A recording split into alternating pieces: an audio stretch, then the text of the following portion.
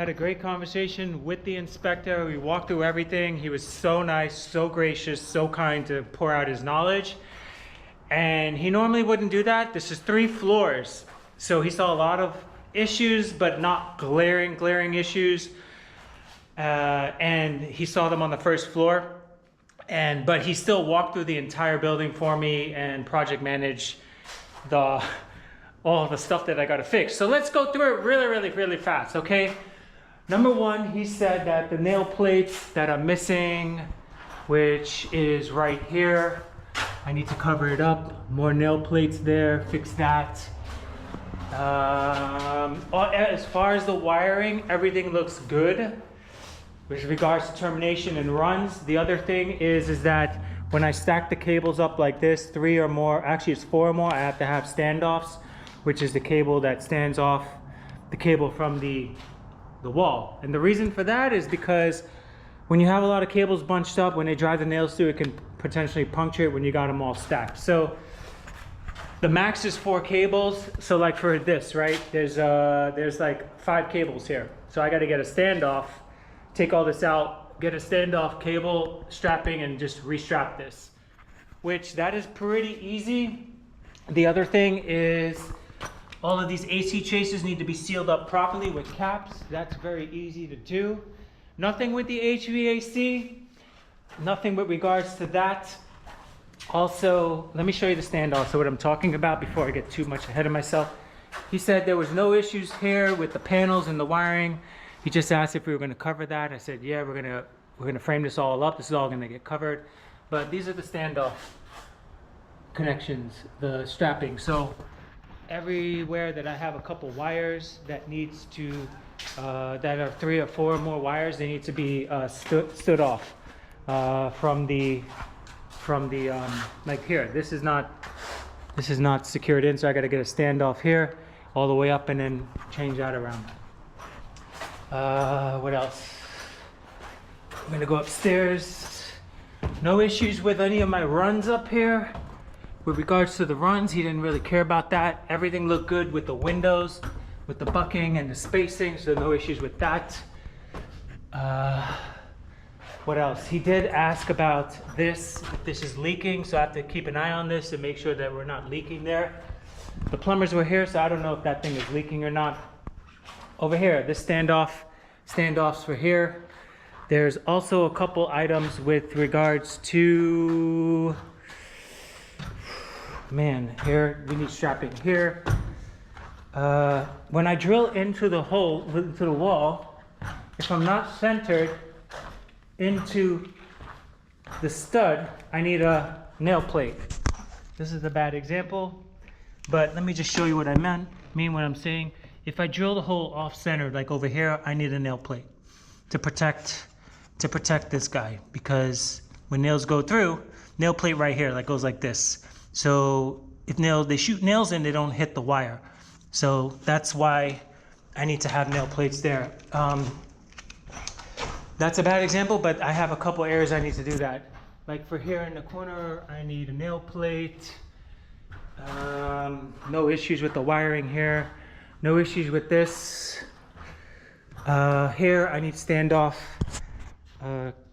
clips here to stand off the wires, to bring them off and not be bunched up like this. What else? We have no issues here with regards to the bucking of the windows. Let's see. Nothing with the recessed lights and halo lights. Nothing with the oh my gosh, nothing with the island outlets. So 2020 code is what we're using. 2023, you're not supposed to have a kitchen outlet there. That's the new standards. I don't know why, but he said pretty much it's just little glaring items with regards to the standoffs of the cables for like this guy right here. I have a lot of cables here. I have to get the other clips that stand the cables up so that it's off of this and not so bunched up there. So this has to be redone with that. This is easy stuff to do.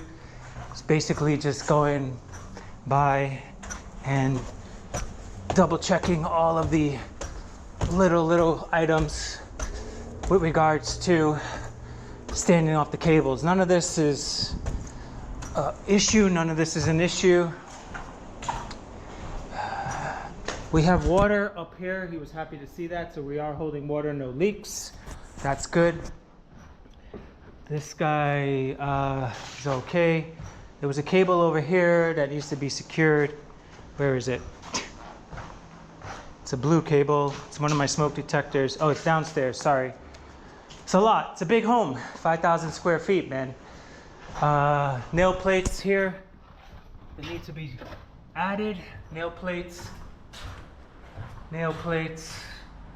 Oh, here's the example what I was talking about with the nail plate here. This is off-centered, so I need to have a nail plate protecting this wire. So that needs to happen. And all of this recessed lights, HVAC was fine, no issues. No issues there with that wire. The other big issue here was this header detail. When we looked on the plans, and he was really nice to look at the plans, and he told me that I needed 2x12s here. We have 2x8s, double 2x8s.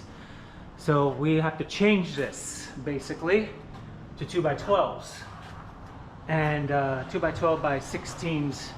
So what's going to happen here is we're going to have to remove this, which is 2x8, and then replace it with a 2x12. All this blocking has to remove. They have to cut into this right here, okay, and drop the 2x12s, just like how the 2x8s are. 2x12s, and then the gap between here and that top plate, we could fill it in with 2x4s, so that we can fill that space in. Now, the 2x12s, according to plan, need to be sandwiched with plywood. Glued and nailed. So we did see that on the plan. So this header has to change and that header has to change. So we're gonna do that. I gotta get the framers back out here to do that. I am not doing that. That's a big job. That's their job. What else? Anything else? Oh, yes. This wall here is a shear wall. Okay, it's a shear wall. He did mention that this wall is going to be moving around, and this is how he explained it to me, and it makes sense, and I didn't know this, so now you're going to know. The roof does one thing, it moves and it does its thing, and then this wall moves and it does its thing, so each independently are doing its thing. So he said that it's best practice to anchor this wall down to the roof trusses, and he said that Simpson has screws so that each can move independently, but I could still reinforce this wall so that it doesn't move around and do its thing, okay? This is not a load bearing wall, it is a structural wall according to the plan. The load bearing is on the exterior block wall where that guy is, there where these roof trusses are. So these walls are not load bearing, but they're structural, so it does make sense to do that. I have to look in the plans and make sure that everything is going to be working, that I can do that. All right, what else? I mean, it's pretty much nail plates and hangers that need to come off. And then this major problem is the headers all over these windows that need to get fixed.